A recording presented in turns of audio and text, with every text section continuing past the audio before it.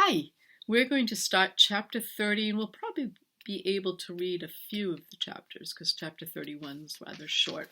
Okay, so as you remember, Bristle is in a fight with this coyote and Pax has just left the den where Pax and Runt were staying, and so now Pax is going to go join Bristle in the fight against the coyote. Okay, so we're on chapter 30 and we're back to Peter now. Peter stared. There had been a birch tree by the upper walls of the mill. He and his friends had named it the pirate tree because in the fall bright yellow leaves made it look covered in gold coins. He had tied Pax to its trunk once when the kit hadn't liked their war play. The pirate tree was still standing, but now only blackened wisps tattered its branches. Nothing else, except the mill itself, was recognizable. All the trees in the lower field were now gone, uprooted and blasted to splintered legs. Great patches of grass around them were scorched to ash. The bank was littered with the crow-picked remains of perch and crayfish and turtles and frogs. What hurt most to look at was the water. The last time he had been here, he had dived into the pool at the base of the gorge. The water had been so sparkling and clear that he had been able to see the pale green shafts of the reeds, the iridescent scales on the trout, and even when he looked up, the sheer blue nets of dragonfly wings skimming the surface. He might have been swimming through liquid diamonds. Now, muddy boulders clogged the river, and the pool was a dull brown ring of water. The broad flat of the river was half its usual breadth. Mudflats near their banks, caking to dry clay, smelled of death. The water was what the whole war was about. Peter remembered Vola asking him which side his father was fighting for. Peter had answered her, stunned that she would even have to ask him. The right side, he'd added indignantly. Boy, Vola had said, and then, boy, again, to make sure she had his attention. Do you think anyone in the history of this world ever set out to fight for the wrong side? The wind picked up and howled across the field, stirring eddies of ash. Peter tried to imagine playing here again. It would be a long time before anyone would ever want to play here again. Vultures, wheeling silently above him, were the only living things as far as he could see. With this much devastation, they must have been feasting for days. He watched them, paralyzed by the sadness of the scene. The closest two were circling a hemlock bough near the bank, probably judging the safety of returning to the meal that Peter had interrupted. A meal that might be... Peter couldn't form the thought, but he couldn't erase it either. If Pax had been here, he could be dead now. And if he was, the vultures would lead him to their proof. They hovered over 3 distinct spots, the one beside him and 2 across the river, slow and lazy. In no hurry, their meals weren't going anywhere. He dropped his pack. Freed of the weight, he swung down to the hemlock bough in only a few steps. Trailing from beneath it was the sight that he was dreading. A foxtail, its white-tipped brush unmistakable. He lifted the limb.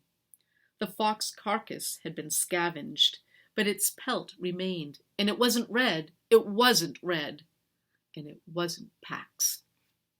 He took a ragged breath, dizzy with relief. He had pegged down to the river and waded in. When he was waist-high, the crutches skidded out on the mud-slimed stones, so he speared them over to the far bank and dived in. For the first time in almost 2 weeks, Peter didn't feel hampered by his broken foot. He swam strongly. He pulled himself onto the bank. Out of the water, the soaked cast felt like it weighed 100 pounds, the muddy plaster already crumbling. He took his knife out of his pocket and hacked at it until he freed his foot from the cast. It hung pale and limp, but the swelling was down and the bruise was almost gone. Peter crawled to his crutches and hitched them under his arms. Upright, he saw what the larger group of vultures was circling, the corpse of a deer. He thought of the doe he had seen in Vola's field. "You humans, you ruin everything!" And he turned away from the sight of the deer. 20 yards up the field, a single vulture hovered over the third spot he had sighted. Peter climbed, choosing a path where the grasses had been burned. It was easier climbing. At first there seemed to be nothing on the charred ground, but when he was almost upon it, he saw a hind leg, fleshless and singed, but still he knew it was a hind leg, a slim, black-furred hind leg with a small white paw. A ragged drift of fur at the top was bright cinnamon. Fox. Peter swayed on his crutches. Maybe it wasn't Pax's. Was it too small to be Pax's? He wished he could know, and then he took back the wish. What did it matter anyway? A fox had been going about its life here, and some humans had obliterated that life. Wasn't that enough of an outrage? He would scrape the earth with his bare hands and bury the remains of this fox. Peter dropped to the ground. He swept a circle bare of rubble, and his hand brushed something that turned the breath in his lungs to ash. A toy soldier, sighting down the barrel of a rifle pressed tight to its hard green check, aiming at whatever happened to be in the way. Peter keeled over. Pax. Okay, we're going to go on to chapter 31 because it's short. Pax reached the tree just as a coyote sprang again, so now we're back to Pax. This time, finding enough purchase to hang from the branch, Pax flew at him and bit a mouthful of brindled fur and hung on. The coyote dropped and sank his teeth into Pax's shoulder, all in one motion. Pax jerked free and then backed toward the south edge of the clearing, hoping to lead the coyote away from the tree, away from the den, away from the foxes he loved. The coyote didn't follow. He threw back his head and barked. Then he turned to eye Bristle again. Pax lowered himself and began to creep back toward the trees, but then he stopped. He swung his head toward a sound from the encampment. His boy's voice? Ahead, the tall coyote barked again, and this time the call was answered. 3 sets of ears caught at the same spot in the juniper ring. A second coyote trotted out. Another male, this one pale and stocky. He surveyed the scene and broke into a gallop for the tree. Bristle issued another threat yowl and spiked her fur, but Pax saw her eyes roll in terror. The second coyote pawed at the trunk, and then Pax heard it again. His boy calling his name. And then Pax heard it again. His boy calling his name. He bolted out of the clearing and through the stand of trees. At the ridge line above the mill, he stopped. War-sick men streamed from the walls, sticks raised, converging on a figure down in the field. It was a black-haired youth, curled on the burned ground. His boy? The wind blowing from the north told him nothing. The soldiers stopped, their sticks still menacing. The boy rose. He was tall, but Pax saw that his body didn't look like Peter's. This boy's shoulders were thrown wide, and braced under one was a narrow pole. Stranger still, this boy held his head high, not cantered downward. He faced the men in defiance, something Pax had never seen Peter do, and raised his fist and shook it at them.